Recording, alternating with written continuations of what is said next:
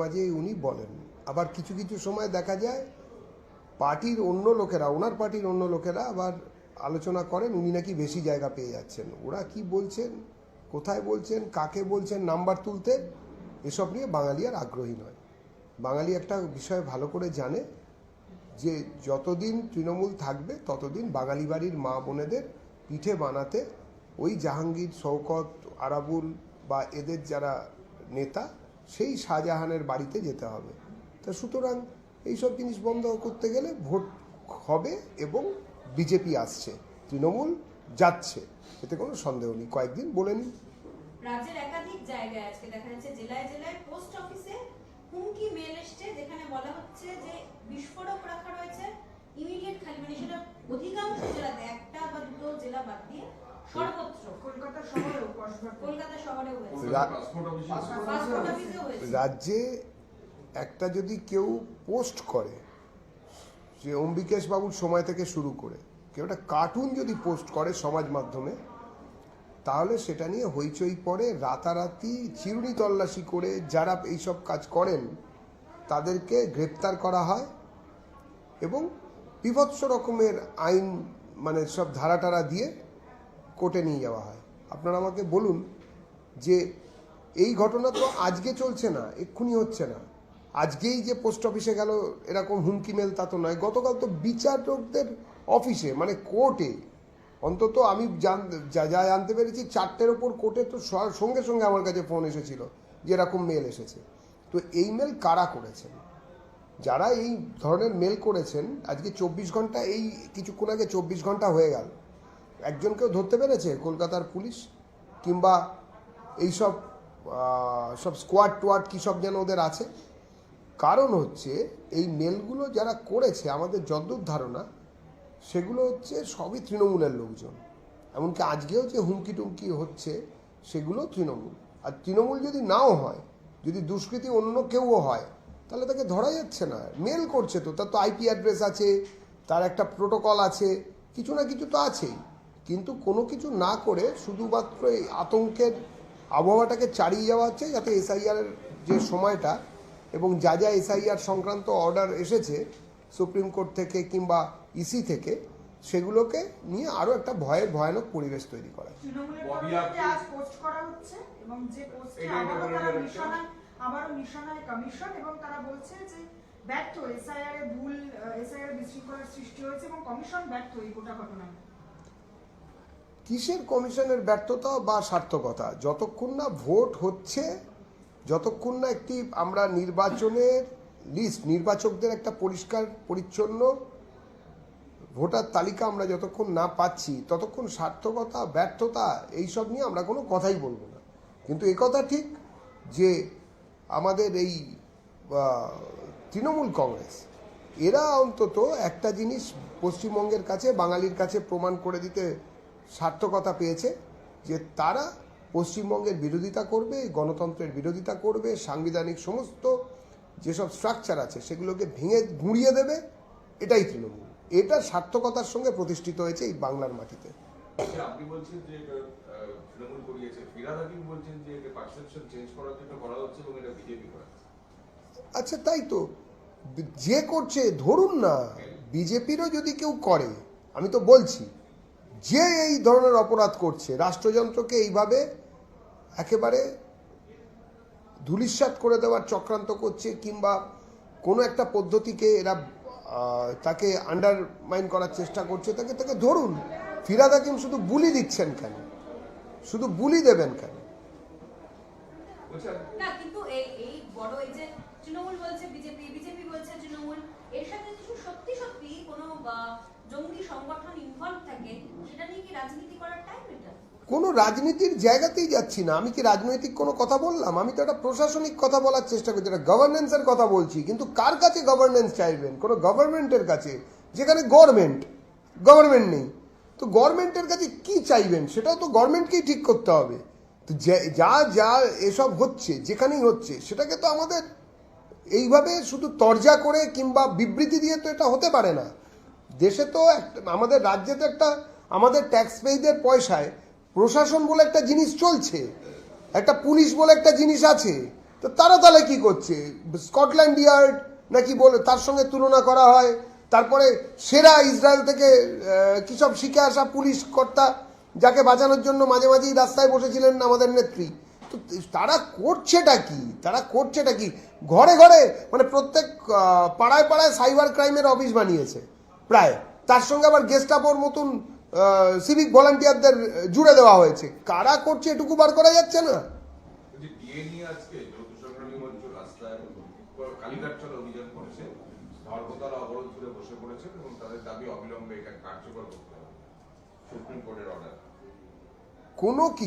কোনো সুপ্রিম কোর্টের অর্ডার, আবারও বলছি, সাংবিধানিক মানবিন্দু অর্থাৎ জুডিশিয়ারি প্রথমে, যার সুপ্রিমেসি আমাদের সংবিধান মানেন, এছাড়া লেজিসলেচার এবং অ্যাডমিনিস্ট্রেশন, এই তিনটি, আর চতুর্থ স্তম্ভ যদি আপনাদেরও ধরা হয়, মানে আমাদের যারা সংবাদ মাধ্যমের সঙ্গে যুক্ত, এই চারটির কোনটার মর্যাদাই পশ্চিমবঙ্গে আছে, কার সঙ্গে কারে? আমি তো গতকালও শুনলাম আমাদের এক সাংবাদিক বন্ধুর নাকি মাথা ফাটিয়ে দেওয়া হয়েছে, তাকে আক্রমণ করা হয়েছে। সে বেচারি গিয়েছিল হাওড়ার রিপোর্টিং করতে, উত্তর হাওড়ায়, যেখানে কিনা ওই বোমা বন্দুক এইসব হয়েছে, একজনকে খুন করা হলো।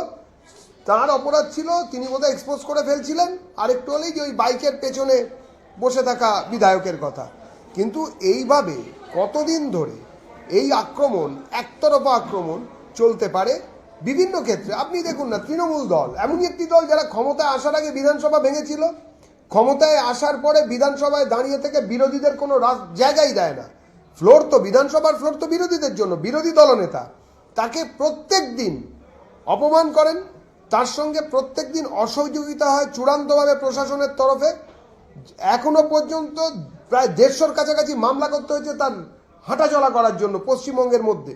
তো এইরকম একটা পরিস্থিতি যেখানে, সেখানে ডিএ যারা পাবেন তারা মনে করছেন আন্দোলন করে করবে না, তৃণমূল তাদের ডিএ দিয়ে দেবে।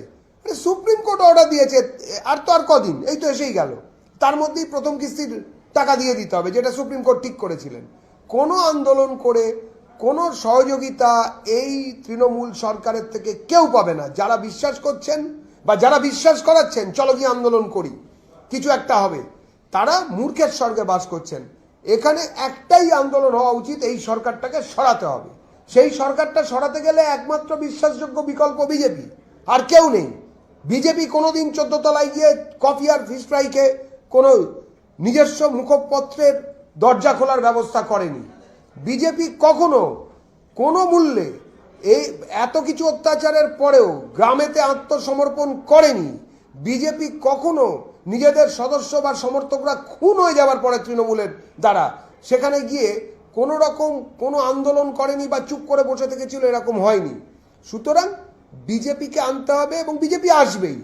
যারা ডিএ প্রাপক, এতদিন গ্রেটার ইভিল লেজার ইভিলের কথা বলেছেন, নো ভোট টু বলেছেন বিজেপিকে, ইত্যাদি শব্দাবলী যারা ব্যবহার করেছেন রাজ্য সরকারি কর্মচারী, তারা এবারে আয়নার সামনে দাঁড়ান, তারা চিন্তা করুন তারা কাকে ভোট দেবেন। কেননা বিজেপি সরকার যেদিন আসবে তারপর থেকেই এখানে কেন্দ্রীয় পে কমিশনের সমান করে আমরা এখানকার ডিএ, রাজ্য সরকারি কর্মচারীদের ডিএ দেব, এটা আমাদের ঘোষিত নীতি। গতবারের নির্বাচনেও আমরা এটা লিখে ইস্তাহার করে আমরা বলেছিলাম, এবারেও আমরা বলছি যে আমাদের ঘোষিত নীতি যে কেন্দ্রীয় সরকারের সমতুল্য ডিএ আমরা এখানে রাজ্য সরকারি কর্মচারীদের দেব। তারপরেও, এত কিছুর পরেও আমরা এইটুকু মাত্র চাইছি, দয়া করে নিরপেক্ষ হন। আপনারা রাজ্য সরকারি কর্মচারী যারা এখনো পর্যন্ত বিএলও, ইআরও, এইআরও হয়ে বিভিন্ন সময় তৃণমূলের তাবেদারি করছেন, ডিএ তো পাবেন না, সেটা জানাই কথা, অন্তত তৃণমূল থাকলে। কেননা বলেই দিয়েছেন কুকুরের মতন ঘেউ ঘেউ করবেন না, দেদার ছুটি নিন। কিন্তু উল্টো দিকে কেউ বাঁচাতে পারবে না, চাকরি যাবে। কেন্দ্রীয় সরকারের তরফ থেকে দেবে না না দিতে পারবে না রাজ্য দিয়ে এ তো দেবে না দিতে পারবে না, দুটোই তো এক। মেলা খেলা ঠেলা ইত্যাদি চলবে। রাজকুমার যখন যাবেন তখন পুলিশের ডিপ্লয়মেন্ট একেবারে গঙ্গাসাগর থেকে কাঞ্চনজঙ্ঘা অবধি 30 মিটার দূরে দূরে দাঁড়িয়ে থাকে লোকজন। আরে এগুলোতে খরচা হয় না? এই যে একটা রাজস্বিক ব্যাপার ট্যাক্স পেয়ীদের টাকায় চলছে, এটা কারা দিচ্ছে, কেন দিচ্ছে? রাজকুমারের এখানে কোন প্রশাসনিক জায়গা থেকে এই সুবিধেও তিনি পান? এটাও তো আমাদের কাছ থেকে জানতে হবে। আমরা তো পয়সা দিই, এই ডিপ্লয়মেন্টে তো আমাদের টাকা যাচ্ছে। তাহলে কারা দিচ্ছেন, কেন দিচ্ছেন? বাড়ির সামনে অতগুলো গাড়ি, অতগুলো পুলিশের ভ্যান, অতগুলো অগ্নি নির্বাপন ব্যবস্থা, বাকি কোনো মন্ত্রীদের তো নেই তৃণমূলের, ওনার কাছেই বেশি কেন? তার মানে উনি একটা এক্সট্রা ক্যাপাসিটিতে বিলং করেন, যেটা কিনা এই রাজ্যের অন্য, আমি তৃণমূলের নেতা মন্ত্রীদের কাছে প্রশ্ন করতে চাই, আপনারা কেন পান না? কিসের জন্য পান না? আপনাদের সঙ্গে রক্তের সম্পর্ক নেই, সেই জন্য আপনারা পান না? বলছি, কলকাতা আপনি শহরে এই হাওড়ার মুহূর্তে কথা পুরো বললেন, অবরুদ্ধ। হাওড়া ইনসিডেন্টের কথা। এই ডিএ ইস্যুতে এই যে যা চলছে, কলকাতা শহর ধর্মতলার একাধিক জায়গা পুরো জ্যামে একদম অবরুদ্ধ হয়ে রয়েছে, কোনো দিক থেকেই কোনোভাবে ট্রাফিক ম্যানেজ করা যাচ্ছে না, পাবলিক দাঁড়িয়ে রয়েছে। কি করবে, কি করবে? মানুষ আন্দোলন করছেন, কিছু মানুষ আন্দোলন করছেন, আমাদের সেই আন্দোলনকারীদের প্রতি সহানুভূতি রয়েছে। আমাদের সঙ্গে থাকা যে সংগঠন, তারাই আন্দোলনের প্রথম পিটিশনার হয়েছিল। আমি কোনো ভাগ নিতে চাইছি না, বা আমি কে কোথায় হয়েছে ইত্যাদি, এখন কমন একটা লড়াইয়ের প্ল্যাটফর্ম, সেখান থেকে লড়াই জারি থাকার কথা। কিন্তু পিটিশন আমাদের উকিল বাবুদের স্থির করা হয়েছিল, লড়াই দিয়েছিলেন আমাদের লোকেরা। তো ন্যাচারালি আমাদের দায় থাকে সামনে থেকে, এবং রাজ্যের যারা বিভিন্ন ক্ষেত্রে রাজ্য সরকারি কর্মচারী যারা ডিএ আন্দোলনের সঙ্গে যুক্ত ছিলেন তারা, এবং যারা আমাদের বিরোধী বিচারধারা রাজনৈতিকভাবে, তারাও যারা রাজ্য সরকারি কর্মচারী, তারাও মনে করেন যে বিজেপির লোকজন আন্দোলন করলে সে আন্দোলন একটা গতি পাবে এবং সে একটা নির্দিষ্ট জায়গায় পাবে, বাকি সব ম্যানেজ করা যায়, কিন্তু আমাদের ম্যানেজ করা যাচ্ছে না এখনো। তো সেইও পরিস্থিতিতে আমাদের তো দায় এই আন্দোলনকে যাতে একটা নির্দিষ্ট জায়গায় পৌঁছয়, যাতে লক্ষ্য বিদ্ধ হয়। কিন্তু যে সেখানে লোকেরা রাস্তায় নামছেন, বাধ্য হচ্ছেন, বাকিরা হ্যারাসড হচ্ছেন, পুরো সিস্টেমটাই তো এরকমভাবে চলছে। মমতা চান আরও লোকে হ্যারাসড হন না, যাতে কিনা ইচ্ছে করে হয়তো ট্রাফিক কন্ট্রোল করা হচ্ছে না, যাতে হ্যারাসমেন্টের ফলে ডিএর আন্দোলনকারী, যারা ডিএ বৃদ্ধির আন্দোলনকারী, তাদের প্রতি একটা মানুষের হৃদয়ংসা জাগে যে ওরা আন্দোলন করছে বলে আমরা যাতায়াত করতে পারছি না। কিন্তু এটাও ঘটনা, এইভাবে সব দিককেই একে অন্যের বিরুদ্ধে লেলিয়ে দিয়ে ডিভাইড অ্যান্ড রুল পলিসি করেই তো এই সরকারটা চলছে। নরেন্দ্র মোদীর চিঠি আপনারা ঘরে ঘরে পৌঁছে দিচ্ছেন, এবার তার পাল্টা তৃণমূল কংগ্রেস তারা চিঠি প্রকাশ করলো এবং সেখানে মোদী সরকার রাজ্যের প্রতি বঞ্চনা করেছে, কি কি করেনি তার তালিকা তুলে ধরেছে তারা। দিক না, তার সঙ্গে এগুলোও দিক না যে কয়লা পাচার কত কত হয়েছে, মুড়ির টিন কাকে বলে, একটা ওই অ্যাডেন্ডা দিতে বলবেন, যে যেটা দেখে দেখে আমরা বুঝে যাব প্রতিশব্দগুলো কি। মুড়ির টিন মানে হচ্ছে বেশ কিছু টাকা। রাত্রেবেলায় কি হয়, তারপরে আবার কিসব আছে, মাগুর মাছ, তার মানে কি হয়, লটারির টিকিট কিভাবে খেলতে হয় যাতে কিনা প্রত্যেক সপ্তাহে আপনি 50 লাখ টাকা করে পাবেন, এরকম কিছু জিনিসপত্র একসঙ্গে ছাপিয়ে দেবেন, তাহলে মানুষ সেটাও পারবে। লিপস অ্যান্ড বাউন্ডের কথা আর বললাম না, আমারও প্রাণের ভয় আছে। বলছি, ওই চিঠিতে একদম প্রধানমন্ত্রীর ছবি দিয়ে, মানে যেভাবে চিঠি বিজেপি প্রকাশ করেছিল, তৃণমূল যে চিঠি প্রকাশ ছিল, যেগুলো প্রধানমন্ত্রীর ছবি দিয়েছিল এবং কি কি বলতে পারতেন, আগেরটা বলতে পারেননি, সেখানে বঞ্চনা, বঙ্কিমদা, তারপরে টাকা দেননি, একাধিক কথা যেগুলো বলতে পারেননি নরেন্দ্র মোদী, সেগুলো তৃণমূল বলে চিঠিটা প্রকাশ করে। ও আচ্ছা, সে যা পারেন করুন, ওনাদের যা করার মতন ক্ষমতা আছে করুন। এখন মুশকিল হচ্ছে যে এপাং ওপাং ঝপাং লেখার বাইরেও এইসব লিখছেন টিকছেন, তো ঠিক আছে লিখুন, কি অসুবিধা আছে? একটা মানুষই বিচার করবে যে কি কোয়ালিটির চিঠি আসছে, আমরা একটু দেখতে চাই। একটাই শুধু দাদা বললে সম্মান চলে যায় আর দিদি বললে সম্মান যায় না, বয়স তো অনেক হলো। আপনি হাওড়ার কথা বললেন, হাওড়ায় 3 জন অ্যারেস্ট হয়েছে, কিন্তু সিসিটিভি ফুটেজে যাদের দেখা যাচ্ছে যারা গুলি করছে মেন অ্যাকিউজ, তাদের দুজনের একজন অ্যারেস্ট হয়নি, প্রায় 24 ঘন্টা কেটে গেছে। সেই দুজনের একজন, মানে দুজনের নাম কি? মোটামুটি নাম তো পাওয়া গেছে, কি নাম বলুন? হারুন আর হারুন খান আর রোহিত হোসেন। ভাবুন কি সব প্রশ্ন আপনাদের। হারুন খান, রোহিত হোসেন, তারা গুলি করবে না তৃণমূলের আমলে? বিধায়কের গাড়ির পেছনে তারা চেপে ঘুরে বেড়ায়, বাইকের পেছনে, আপনারাই তো টিভিতে দেখিয়েছেন, বাইকের পেছনে ঘুরে বেড়ায়। আবার বিধায়ক নাকি বুঝতেই পারেননি, বিধায়কও সেরকম। আবার আজকে একটা ভিডিও এসেছে, আমি জানি না সত্যি না মিথ্যে, কানে ফোন নিয়ে বিধায়ক চিৎকার চেঁচামেচি করছেন, এই হয়েছে তাই হয়েছে, উত্তেজনা সর্বত্র। একে হারুন, তার উপরে তৃণমূল ধরা পড়তে পারে? আপনাদের কি মনে হয়? আপনারাও সেরকম। মেঘালয়ের স্থানীয় স্তরে ইলেকশন লড়বে তৃণমূল, ত্রিপুরা গোয়ার পর মেঘালয়ের ভোটেও এবার শুভেচ্ছা রইল, সিদ্ধান্ত। শুভেচ্ছা রইল। মেঘালয় কেন, মেঘ আলয়ে আস্তে আস্তে তৃণমূল যাবে এবং সরু যে হতে হতে হতে হতে আস্তে আস্তে সমাপ্তির দিকে ওখানেই যান। দেখুন ওখানকার মানুষজন কি বলেন, কেননা বাংলা তো বিদায় দিল, আর কয়েকটা দিন পরে সরকারিভাবে তাতে সিলমোহর পড়ে যাবে। বলছি কেন্দ্রীয় বাহিনী ডিপ্লয় হয়ে যাচ্ছে। হ্যাঁ হবে, কেন্দ্রীয় বাহিনী ডিপ্লয়মেন্ট হবে, কি কে বসবেন কে থাকবেন আমাদের তাতে কিচ্ছু এসে যায় না। পশ্চিমবঙ্গের বাঙালি বিজেপিকে ভরসা করেছে তৃণমূলের বিরুদ্ধে একমাত্র বিশ্বাসযোগ্য বিকল্প হিসেবে। আমরা সেই ভরসার সম্মান রাখার জন্য লড়ছি। আমরা শুধু মনে করি এটা একটা রাজনৈতিক পট পরিবর্তনের লড়াই নয়, এটা হচ্ছে পশ্চিমবঙ্গের কোটি কোটি বাঙালির দিন বদলের স্বপ্নের লড়াই। আমরা সেই স্বপ্নকে সার্থক করার দিকে এগিয়ে যেতে চাই এবং তাতে যদি নির্বাচন কমিশন কোম্পানি করে বা সিকিউরিটি পাঠান কিংবা না পাঠান, তারা সেনা ডাকুন, আধা সেনাকে ডাকুন, কি করবেন তারা বুঝবেন। বাঙালি তৈরি আছে তৃণমূলকে হারানোর জন্য, তৃণমূল হারছে, বিজেপি আসছে। এসআইআর এর ফল এসআইআর এর যে প্রথম লিস্ট আনুষ্ঠানিকভাবে কালকে প্রকাশিত হবে, তার সঙ্গে সিএপি, এটা কি কোনো জায়গায় মনে হচ্ছে যে রাজ্যে অশান্তি হবে? যে কোনো রকম অশান্তির জন্য তৃণমূল দায়ী থাকবে। রাজ্যে যে সরকার চালায়, রাজ্যে ঘটা ল অ্যান্ড অর্ডারের বিষয়ে তার দায় থাকবে। যে কোনো, যদি ভালো হয় তার ভালোটা রাজ্যের, যদি খারাপ হয় তার খারাপও রাজ্যের। তবে তৃণমূলের যা 15 বছরের রেকর্ড, তাতে তো সারা রাজ্যই সবসময় জ্বলছে, তাতে আবার একটুখানি অশান্তি হবে এটা হয়তো নির্বাচন কমিশন মনে করছেন।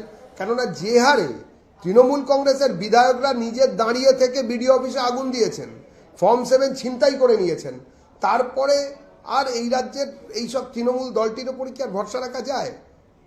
তো হুমায়ুন হাওড়ার কবির- একটা আছে যে ওর পরিবার বলছে যে একে কিভাবে ধরবে, তো বিধায়কের সঙ্গেই ঘুরছিল। হ্যাঁ এটাই তো, আমি তো সেটাই বলছি, একে হারুন তাই তৃণমূল তাই বিধায়ক, একে ধরবে কে, কে কাকে ধরবে, কেন ধরবে? তারপরে হচ্ছে যদি আপনারা কাঁকুলিয়ার ঘটনা দেখুন, কাঁকুলিয়ার যে মূল অভিযুক্ত সে এখনো পর্যন্ত গাড়িতে চেপে লাইভ করতে করতে ঘুরে বেড়ালো, কে করলো? এরপরে দিন যদি তৃণমূল থাকে, সৌভাগ্যের বিষয় পশ্চিমবঙ্গবাসী যে তৃণমূল থাকবে না, এর পরেও যদি তৃণমূল কংগ্রেসটা 26-এ টিকে যায় বা যেত, তাহলে কি দাঁড়াবে জানেন তো? দেখবেন যত চোর ডাকাত ধর্ষক ছিনতাইকারী তারা এইরকমভাবে প্রেস কনফারেন্স করে তারপরে ডাকাতি করতে যাবে।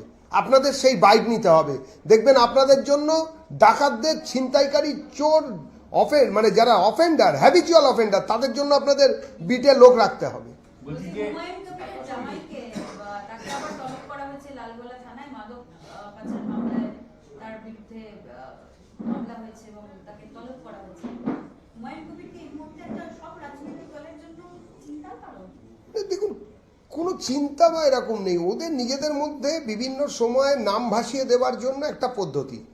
তৃণমূল কংগ্রেস একছত্রভাবে গত দুটো নির্বাচনে যারা সংখ্যালঘু মুসলমান তাদেরকে এটা বোঝাতে পেরেছিলেন যে আমরাই একমাত্র তোমাদের উন্নয়নের সাথী। সংখ্যালঘুদের একাংশ এই মুহূর্তে বুঝতে পাচ্ছেন যে শুধু জালি টুপির ব্যবসা হয়েছে, কিছু লোককে কিছু টাকা পয়সা পাইয়ে দেওয়া হয়েছে, বাকি ক্ষেত্রে শুধুমাত্র মুসলমান ভোট ব্যাংক হিসেবে মুসলমানদের ব্যবহার করা হয়েছে, তাদের মানুষ হতে দেওয়া হয়নি, তাদের এই রাজ্যের বাকি মানবিক বিষয়বস্তুগুলোর সঙ্গে যুক্ত হতে দেওয়া হয়নি। কেন্দ্রীয় প্রকল্পের যদি সাহায্যগুলো না আসতো এই উজালা গ্যাস বা ইত্যাদির ক্ষেত্রে, তাহলে আজকে তারিখে মুসলিমদের অবস্থা, কয়েকজনকে বাদ দিয়ে বাকি অবস্থা এই রাজ্যে সাচার কমিশনের রিপোর্ট আসার পরের যা পরিস্থিতি, তার থেকে অনেক খারাপ পরিস্থিতিতে গিয়ে পৌঁছতো। নেহাত কেন্দ্রীয় প্রকল্পের টাকাগুলো এসেছিল, তাই ওনাদের বুঝতে একটু দেরি হয়েছে, কিন্তু এখন ওনাদের চোখ খুলেছে, এখন ওনারা অন্যদিকে ভাবছেন। সেই মুসলমান ভোটটাকে এক জায়গায় করার জন্য এইসব ঝুড়ি নতুন খোলা হয়েছে। এগুলো তো তৃণমূল, যারা ভোট কাটবেন তারাই তৃণমূলের পক্ষে। যারা এই যুদ্ধে তৃণমূলের উল্টো দিকে দাঁড়িয়ে, বিজেপির উল্টো দিকে দাঁড়িয়ে বোঝাবেন যে আমরা সমদূরত্ব নীতি রাখছি, আমরা এই মুহূর্তে ভোট কাটতে চাই, তার মানে বা ভোট পেতে চাই, তার মানে তারা পেছনের দরজা দিয়ে তৃণমূলকে জেতাবেন।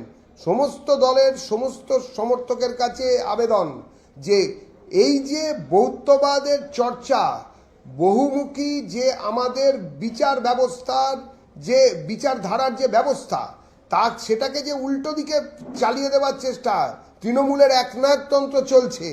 আপনারা অনেক দিন ধরে সংগ্রাম করেছেন, অনেক দল আছে যারা বিজেপির জন্মলগ্ন থেকে কিংবা তার আগে থেকে, তার বহু আগে থাকে পশ্চিমবঙ্গের বিভিন্ন উত্থান এবং পতনের সাক্ষী রয়েছেন। সেই সময় থেকে আপনারা সেই দলটি করে যান।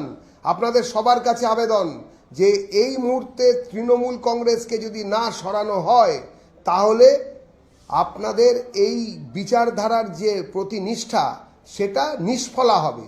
সেই জন্য দয়া করে এইবারে তৃণমূলকে সরানোর জন্য একজোট হবার জায়গায় আসুন, যেটা বিশ্বাসযোগ্য বিকল্প তাকে বেছে নিন। না, কিন্তু এর আগে সম্পত্তি ফ্রিজ হয়েছিল, আবার হেরোইনের নতুন করে মামলা। কি এলো গেল, সব কিছু দিয়ে দেবে। প্ল্যানটাই তো হচ্ছে যে মুখ্যমন্ত্রী তৃণমূলের, আর মুখ্যমন্ত্রী যদি ওদিক থেকে কিছু শর্ট পড়ে তাহলে ওই শর্টফলকে পূরণ করবে হচ্ছে হুমায়ুন এসে, তখন সব কিছু ফেরত দিয়ে দেবে, ডাবল ফেরত দিয়ে দেবে।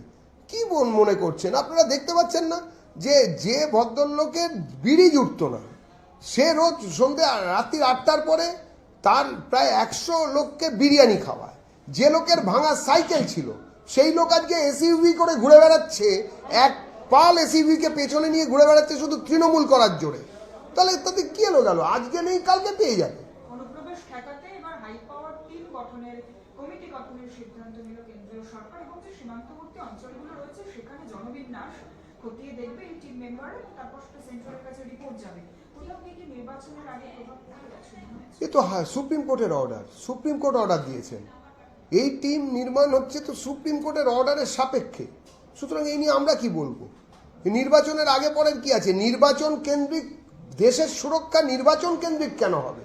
বা দেশের সুরক্ষার জন্য বা নির্বাচনের জন্য দেশের সুরক্ষার সঙ্গে কম্প্রোমাইজ করবে বা দেশের সুরক্ষা বাড়াবে, এগুলো হওয়াটা কি বাঞ্ছনীয় নাকি? যে কোনো রাজনৈতিক দল, যেটা আমাদের নির্বাচন কমিশন যাকে স্বীকৃতি দিয়েছেন তিনি লড়বেন, তিনি সুরক্ষার প্রশ্নে সমস্ত রাজনৈতিক দল একজোট হবে, এটাই তো স্বাভাবিক। তৃণমূল অন্যরকম, তার আগের লোকেরা আরো অন্যরকম ছিল, সেই জন্য আজকে এই অবস্থা। আচ্ছা, দেবজি, সব রাজনৈতিক দলকে একটা মোটামুটি প্রিপারেশন নেয় যে ভোটটা কবে হবে, যে মোটামুটি একটা টার্গেট রেখে তারা সেইভাবে প্রচার প্রার্থীদের। তোমাদের কি মনে হচ্ছে মে মাসের 7ই মের পর বা 5ই মের পর হবে? দেখুন, আমাদের মনে হওয়ার কোনো বিষয় নেই, আমরা সবসময় তৈরি থাকি। 365 দিন পার্টি করি, দল চলে নির্দিষ্ট একটা বিচারধারাকে নির্ভর করে এবং কর্মধারাকে অবলম্বন করে আমাদের দল চলছে। তো এখানে কালকেও যদি ভোট ঘোষণা করা হয়ে যায়, তাহলে মানে ঘোষিত হয়ে যায়, তাহলে আমাদের নামতে হবে এবং আমরা নামবো। আমরা লড়াইয়ের জন্য প্রস্তুত। কে হবে না হবে এই নিয়ে আগে থাকতে বলার কোনো জায়গায় এই মুহূর্তে অনেকেই নেই। যারা বলছেন তারা কিসের ভিত্তিতে বলছেন আমি জানি না।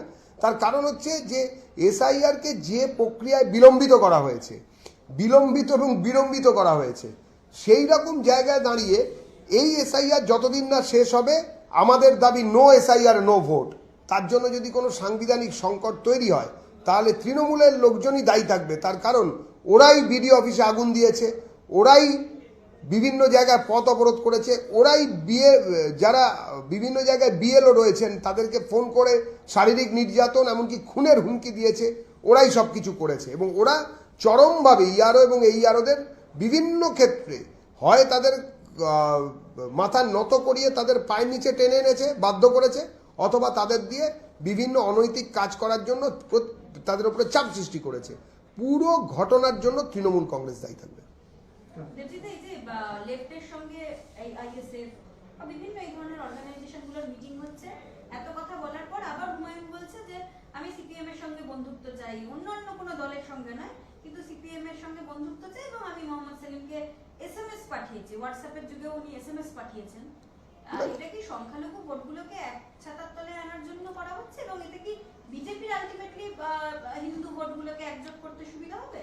দেখুন, আমি নাম কয়েকটা বলছি, শওকত, শাহজাহান, আরাবুল, রেজ্জাক, মজিদ মাস্টার থেকে এখনকার প্রতিকূল অবধি। তো যারা আছেন আপনারা তো একটা ক্রোনোলজিটাকে তো বুঝতে হবে যে এরা কারা।